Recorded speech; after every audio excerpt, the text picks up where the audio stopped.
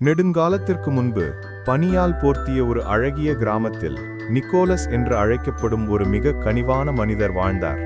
அவர் எப்போதும் தன் நன்மைகளை யாருக்கும் தெரியாமல் செய்வதை வாழ்க்கையின் மகிழ்ச்சியாக கொண்டார்.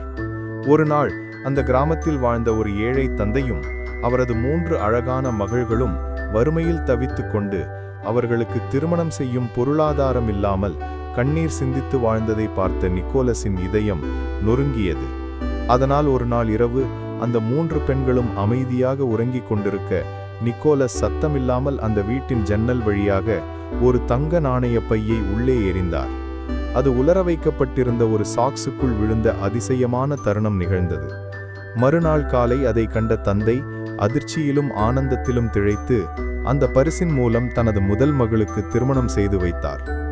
இதையே தொடர்ச்சியாக நிக்கோலஸ் 2வது இரவு 3வது இரவு என்றும் தனது இரகசிய உதவியை தொடர்ந்தார்.